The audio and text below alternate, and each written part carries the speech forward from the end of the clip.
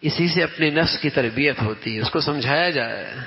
بس اوقات آدمی موبائل پہ کھیل رہا ہوتا ہے، باپ بھی کھیل رہا ہوتا ہے، بیٹا بھی کھیل رہا ہوتا ہے، عورت بھی کھیل رہی ہوتی ہے۔ ایک لمحے کے لیے سوچے کہ جو کچھ میں دیکھ رہا ہوں اگر یہ میری اولاد دیکھ لے تو،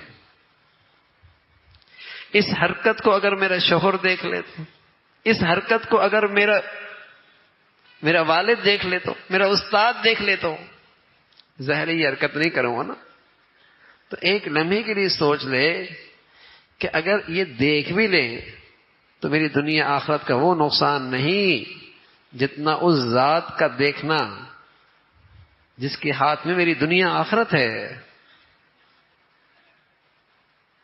اس پر کتنا وبال آ سکتا ہے، کیسی پکڑ ہو سکتی ہے، کیسا ریئیکشن ہو سکتا ہے۔